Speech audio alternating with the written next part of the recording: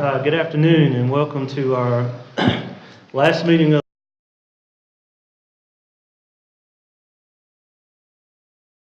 Buck Roberts. Please rise.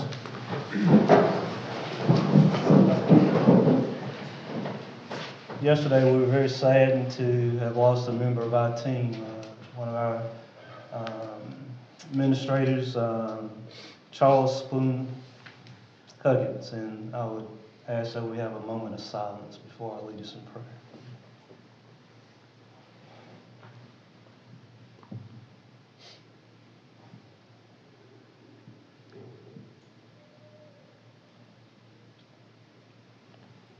Father, peace, as you look upon our city, we ask that you keep our citizens and all our citizens in your thoughts, and keep all the people who work for us and are in harm's way, to keep them safe and away from harm. We ask you, as we make decisions about our city, that we are mindful of our responsibilities as policymakers.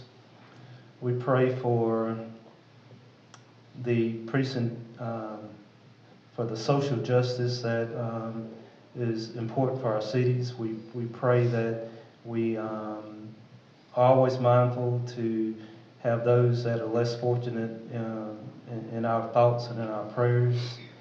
We also pray for our fellow South Carolinians on the coast who may be in harm's way with the tropical storm, and also those suffering in Texas and especially Houston and the surrounding states. We ask that you keep them safe and away from harm.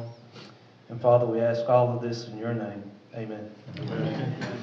I pledge allegiance to the flag of the United States of America and to the republic for which it stands, one nation, under God, indivisible, with liberty and justice for all.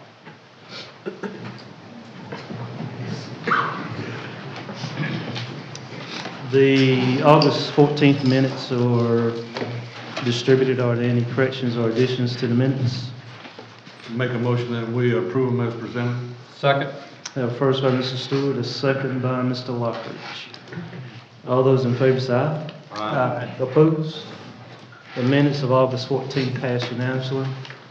We only have one item of old business, and that item is requested second reading of ordinance 17-08, amending the 2016-2017 budget. Ms. McConnell? Thank you, Mr. Mayor.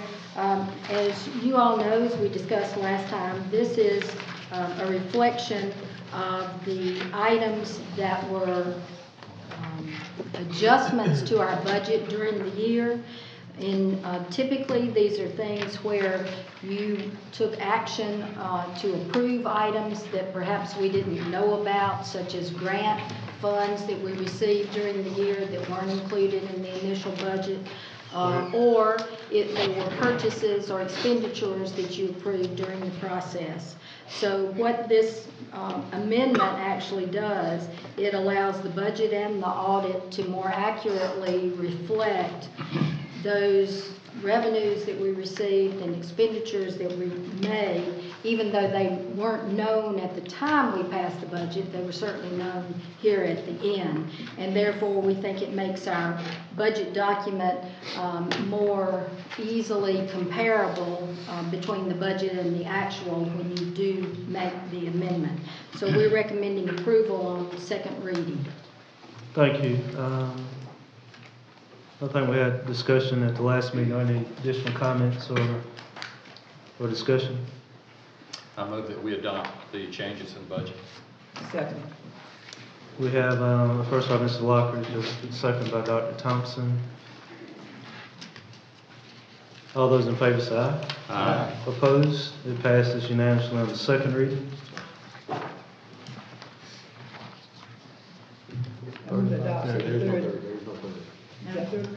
Not anymore. That's right. We changed. All right, we'll move along. Sorry about that. The first item of new business, request consideration of appointment of the Accommodation Tax Advisory Committee. Ms. McConnell?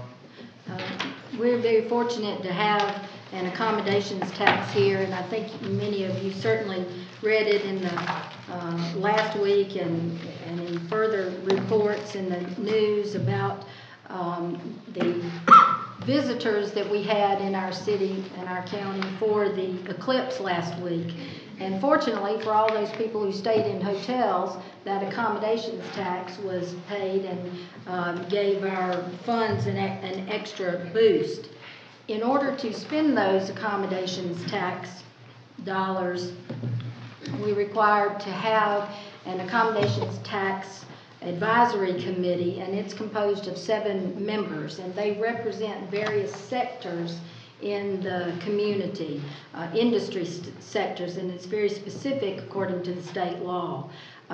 3 of the 7 members have terms that have expired. Of course, they continue to serve until they're either reappointed or their successors are appointed. The first position was Larry Lynette, and he's been faithfully serving on the committee as a hospitality restaurant representative. We're certainly very grateful to his service, but he'd like to offer this opportunity to someone else, so he's not seeking reappointment.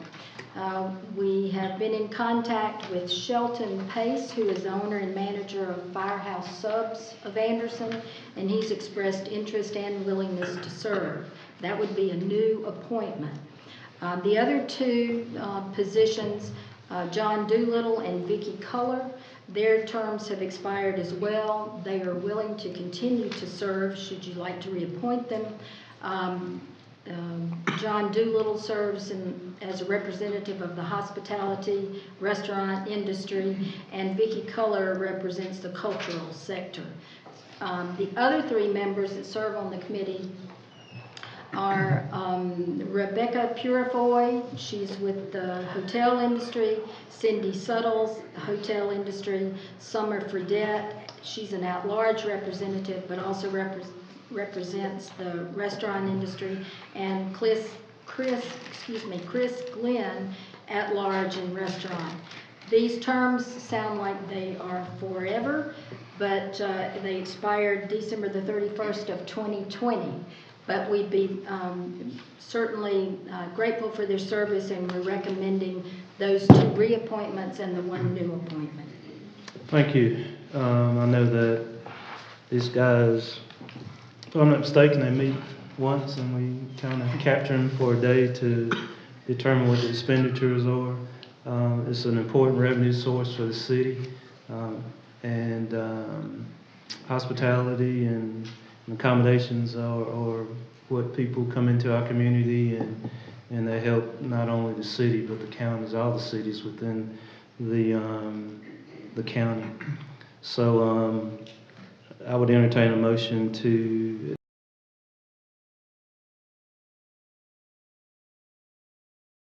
For the new appointment that's going to take place, was there like a process to go through to apply if other people may have been interested? I don't know. How did we come about with this one particular person? We always ask if there are people out there who are interested, and we ask y'all if you have any recommendations for us. Mr. Pace indicated he was willing to serve, and we're familiar with him, so we always take applications from people who want to serve as a volunteer on any of our boards or commissions. any other questions?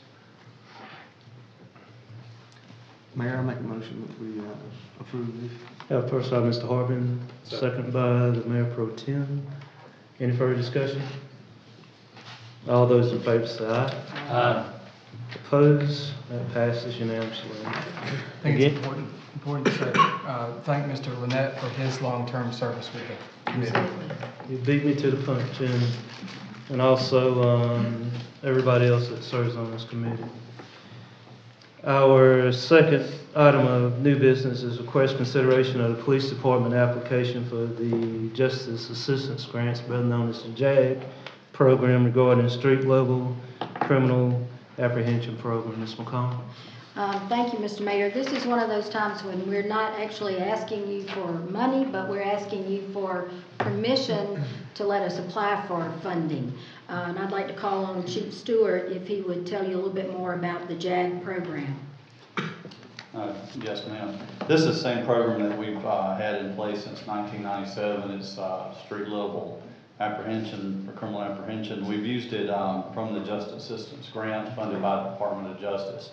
And this year the amount is $20,763. And that's based on the amount of money that's provided to us from the federal government through the Department of Justice and the side of our agency. Thank you, Chief. Any questions? I think most of us, everybody's familiar with it. Yeah, I make a motion we accept it for general approval as presented. Second. First by Mr. Chapman, second by Mr. Buck Roberts. Further discussion? All those in favor say aye. Aye. Opposed? It passes unanimously. Thank you, Chief. Our next item is request consideration to rebuild the Rocky River Water Treatment Plant Clearwell pump. Mr. McConnell?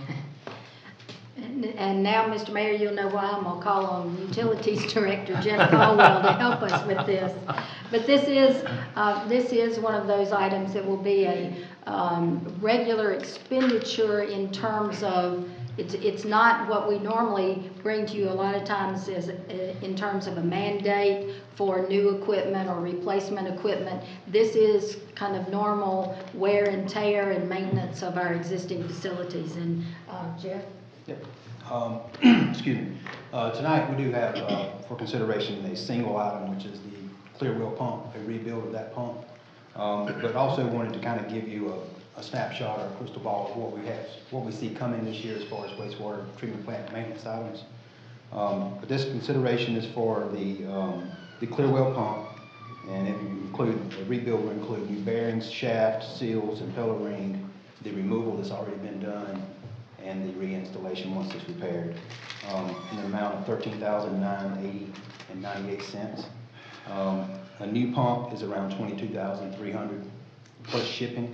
I do list the bids there that we received, so we did receive 3 bids. We also did go to the supplier and ask for a parts quote.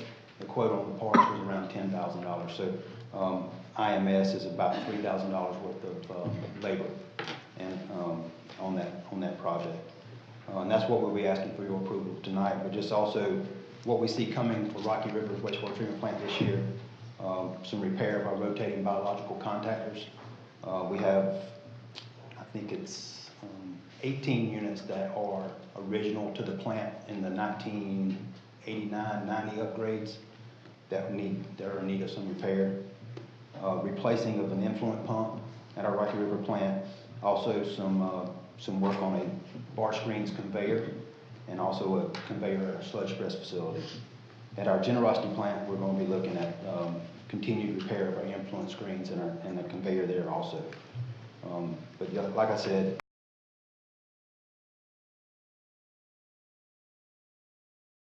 $0.98.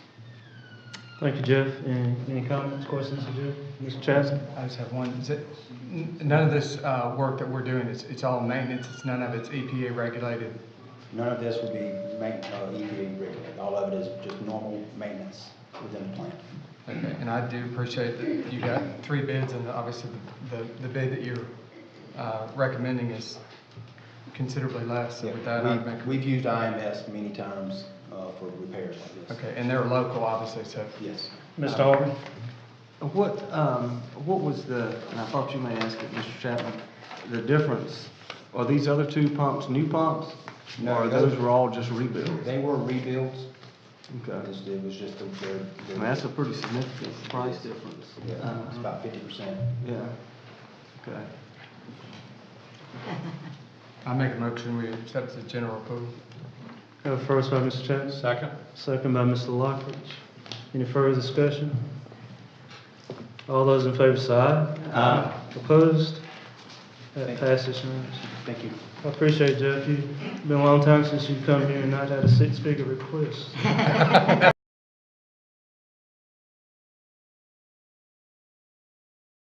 Okay, last item of new business is next to last, item 4, request consideration to purchase fire department equipment, including turnout gear and a vehicle. Ms. McCollum?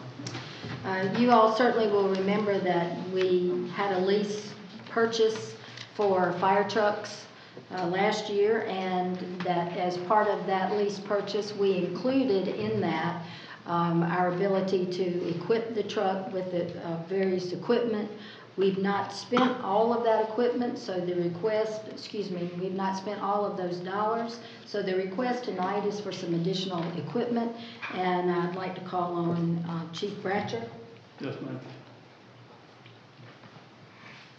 to tell us a little bit more about this purchase. In the leftover of the $80,000, first is turnout gear, and we have, of course, we replaced 20 sets. In the previous purchase, this would be an additional purchase to complete that. And as you know, the PPE that we wear has a 10-year shelf life, and that's according to OSHA and NFPA standards. Currently, the fire department has a total of 62 sets, including that's all the personnel, and we got 23 sets nearing its life expectancy. So the purchase of this 25 sets, including with what we've already purchased, that would put us in really good shape with turnout gear. And the total of that purchase of the gear itself is $45,475.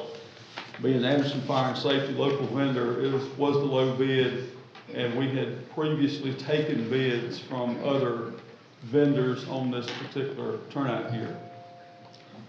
Also, in part of that purchase is replacing a 1999 Dodge pickup truck that has 133,863 miles.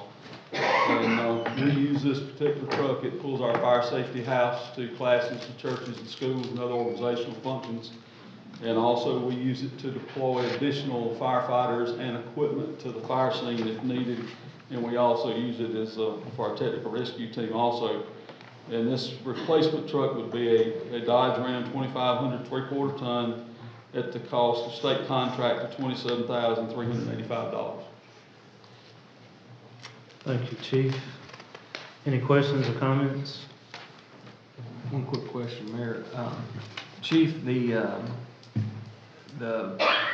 truck that it's replacing, is that the red truck?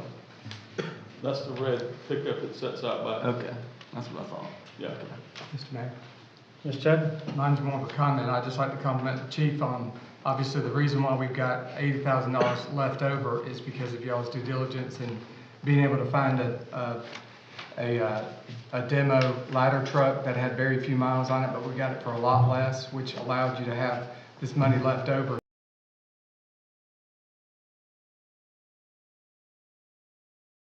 Success in finding a quality truck that was slightly used or with minimal use on it. Yes, sir, I appreciate that. We did find a demo ladder, and significant cost savings to the citizens and to the town. And that's part of this leftover money from that lease, from the purchase of that demo ladder truck.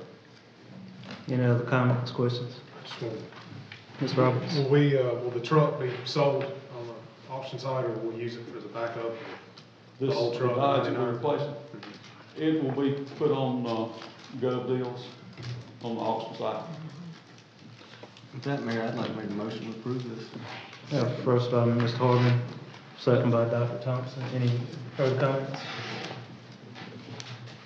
All those in favor say aye. Aye. Opposed? It passes unanimously. Thank you, Chief. Yes, sir, thank you very much. Good job, Chief. Thanks. The last item of new business is request consideration of proposals for the proposed sale of the 129 East Whitman Street. Ms. McCollum? Thank you, Mr. Mayor.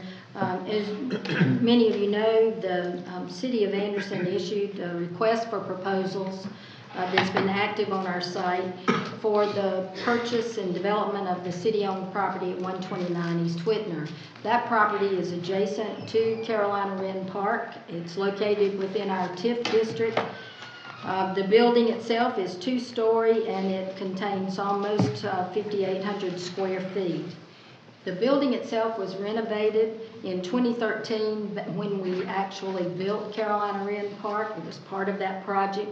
It included the roof repair, some replacement, the front entry upgrades, and some interior shell upfit. That means it's got rough-in plumbing and electrical. The property is located in the Central Business District, and it is under the purview of the Board of Architectural Review if there are any exterior alterations or new construction involved in its use. We issued the RFP to enhance the downtown economy and meet the targeted economic market generators, and those things that were listed in the RFP included really looking for the right use, which included retail uses, tourism-related businesses or activity, cultural arts, corporate headquarters, research and development activities, high technology growth business, or things that met your vision or adopted plans for or in the downtown. We received 2 proposals, and both those proposals have been in the process of being reviewed by the staff and the council. As you look through those proposals to assess the economic benefits, the cost of those development projects, and determine if those proposals meet our specified market generators and the intended goals. The goals being creation of street level activity, the compatibility of design, and the enhancement of the tax base. So this tonight is presented for information and consideration by the council. Thank you, ma'am. Let's go to administrative briefing. Okay. Okay. We would really, from the staff standpoint, we would recommend that we go into executive session in order to discuss these 2 proposals further. That would be our staff recommendation. Yeah, we have this on executive, I guess that was administrative briefing to bring everybody up to speed in regards to the 2 proposals. Correct. We do have some information from the last meeting that was requested in regards to both of the proposals. Both proposals, yes, sir. And so what we would ideally want to do is go in and get that legal advice that we have from our staff and come out and have discussions about the 2 proposals. I guess from a point of order, it's not under administrative briefing, this is under a new business item, which we need to take some type of administrative briefing would be that we took it and then we go back to discuss it, but this is on a action item agenda, so we need to take some type of action, I would think, Frankie, in order to go into it.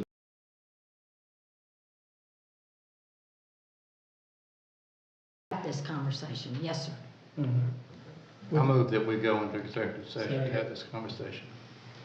Second. Have a first, we have a second by Mr. Roberts. Any questions?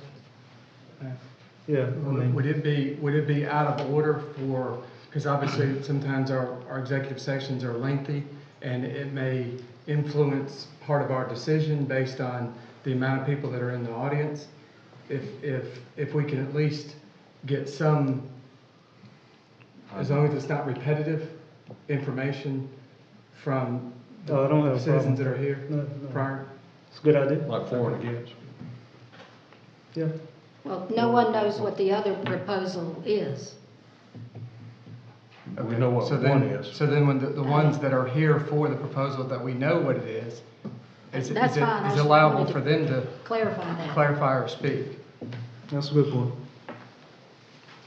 And I guess the other question, I guess, we could just, because I know a lot of people may not want to sit here for how long it takes us to come back, and we can just kind of get a show of hands of who's here for what for the proposal.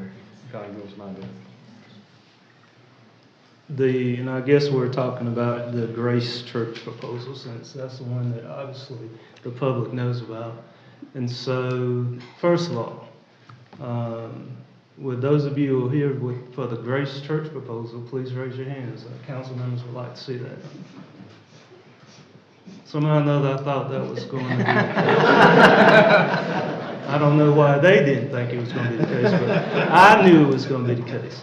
Second why one you're is, the mayor. second one is, we've heard from your leadership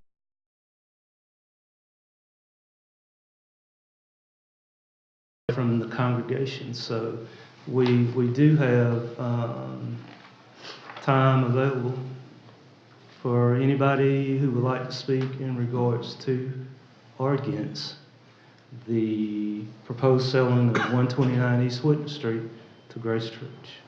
State your name and So if you would come forward, if you want to come forward, I'm going to ask you to state your name and your address and where you're from.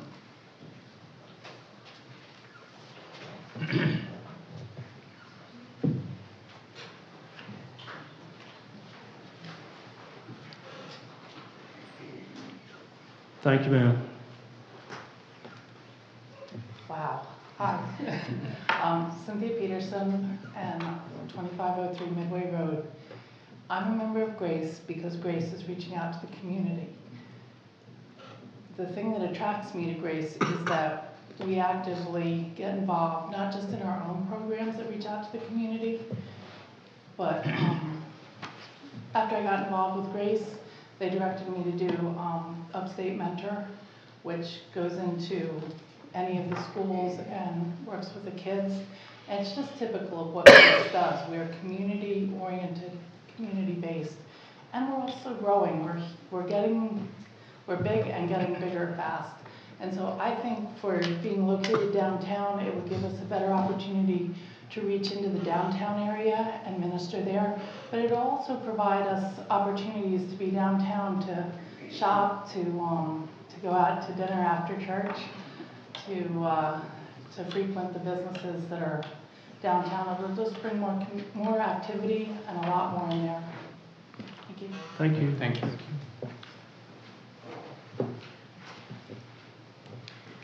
Good evening. My name is James Farnham, and I'm a resident at 517 Laurel Creek.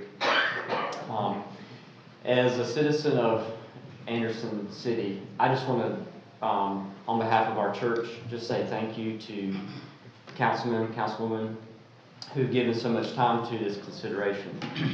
As I was here 2 weeks ago, I was just a little bit surprised, but more encouraged as a citizen how much effort and energy you guys put into constructing solid policy and making sure that your vision for our city is carried out. So I just want to tell you as a citizen that I appreciate that.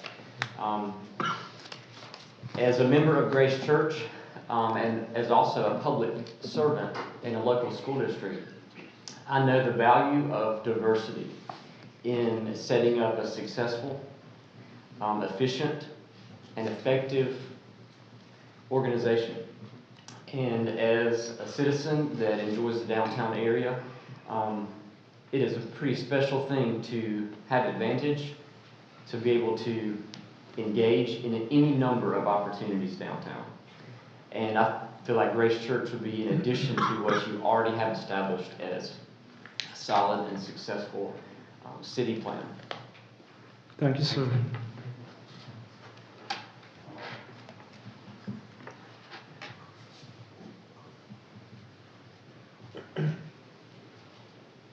Hi, I'm Tracy Mock. I live at 2206 Willow Place. Our family has been part of Grace Church for 7 years now, and so we were on the front end of Grace Church Anderson. We feel very strongly about our involvement with Grace Church, and one of the things that Cindy Peterson referred to was the encouragement from leadership at Grace Church for community involvement. As a result of that encouragement, I pursued becoming a guardian ad litem, and I have been serving as a guardian ad litem in Anderson County for the last 16 months, and hoping to recruit more of my fellow church members. So it's just something that I feel like Grace is so great about, taking our love for our Lord and our love for each other and wanting it to overflow to people in our community. Thank you. Thank you.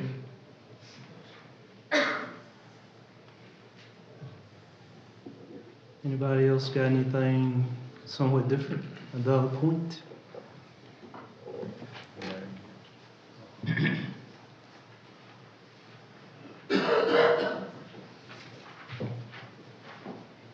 So first, I want to say thank you for allowing us to join you for this meeting and to be able to share our thoughts and feelings about the church and our hope that you'll vote in favor of the proposal.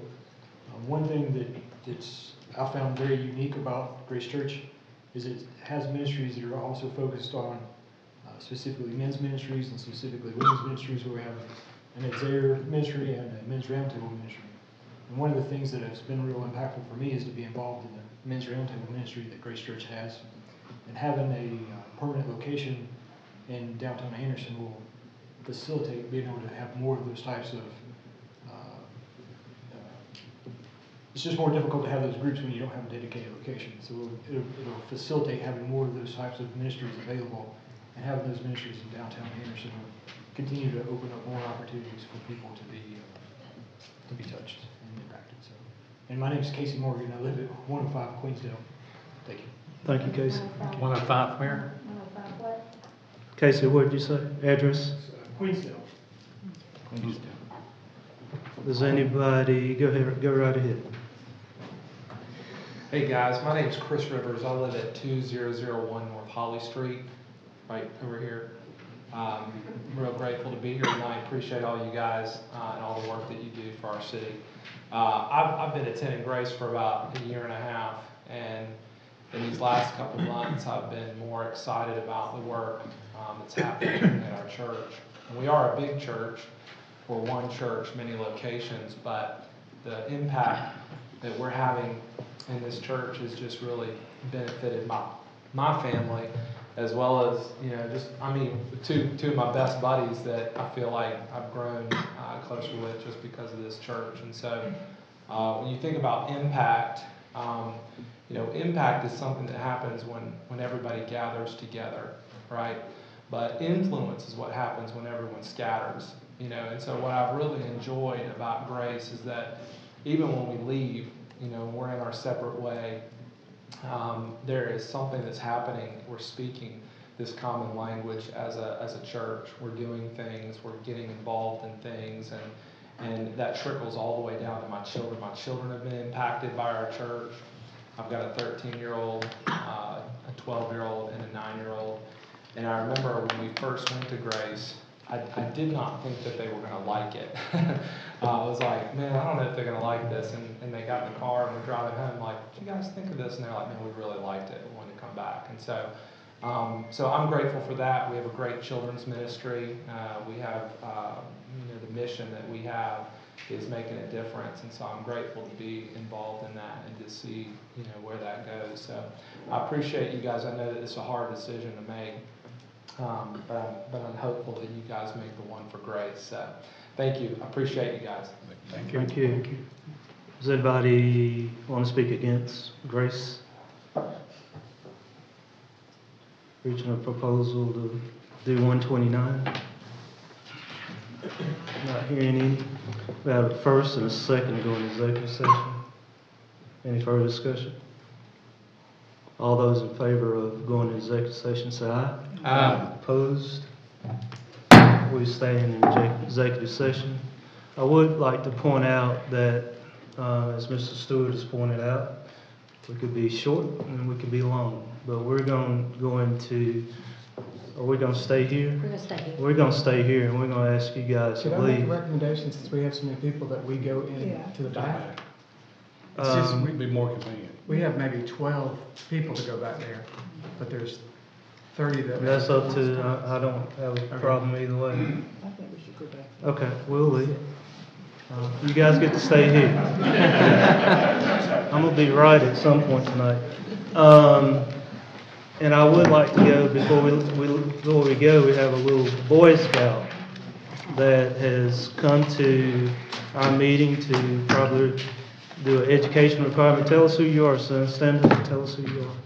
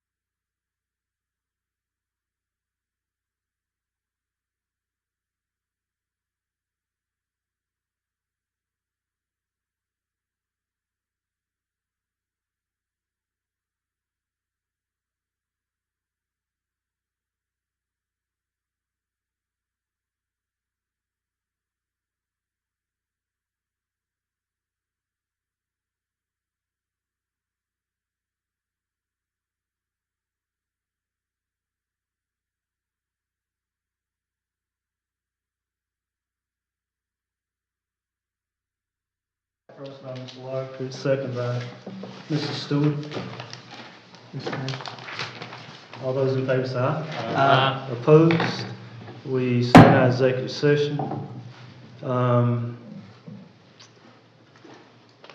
In executive session, the city discussed two proposals for 129 East Whitman Street. And now I'll call on Linda to give the staff report and recommendation on the proposed. Thank you, McCollum. Thank you, Mr. Mayor. As everyone knows, we've had two proposals that we've been discussing. One of the proposals is from Grace Church. The other proposal is from Peach Properties. The Grace Church proposal, both of them are for the acquisition of 129 East Whitner. The Grace Church proposal includes their intent to purchase the ACT Theater building and use both properties for the Grace Church activities. The Peach Properties is a development company out of Columbia. Their intention is to purchase the property and to, they have a letter of intent to put Groucho's Deli in that building. Groucho's is a known franchise in this state and in North Carolina. The city considers ourselves to be in a great position because we had two proposals that I think both indicate the fact that the city of Anderson and downtown in particular are in a grand position to continue our progress forward. And that speaks well for your leadership. It also speaks well for the dollars you've spent to build the infrastructure and create an environment that is conducive to these kinds of interest and proposals that we've received. As part of our analysis and looking at both proposals, we tried to really compare apples and apples with 129 and look at the pros and cons, the advantages, the disadvantages, what both things brought to the table in terms of the city itself, its intended use, and the revenues that would be received. The staff's recommendation, after going through all of that and recognizing the fact that this is a tough decision, the staff's recommendation is that we pursue a contract with Peach Properties for the sale of 129 East Whitner. And we say that with the following rationale and the fact that we've identified these economic development measures as part of that proposal. It was responsive to the criteria in the RFP. In other words, all of those items that were listed in the RFP, it met that in terms of it being this type of retail use. It does strengthen, enhance, and expand the tax base, where a non-taxable use would not expand the tax base. On the other hand, there are conditions as part of the proposal that would allow a fee to be paid in lieu of the receipt of those taxes. The Peach proposal would provide ongoing revenue from sources, multiple sources that would not all be applicable to the Grace Church proposal, particularly in the area of hospitality fees, Sunday alcohol sales, TIF contributions. We've looked in our downtown redevelopment activities, we've looked at the ability to meet a desired niche in our downtown, and a lot of times that can come from things that are specifically destination oriented, like restaurants, particularly name brand franchises. It does create new jobs in street level activity, so does Grace Church. It would complement the anticipated vision for this County Square development site. When we redeveloped or developed Carolina Wren Park, one of the visions at the time with that development plan was to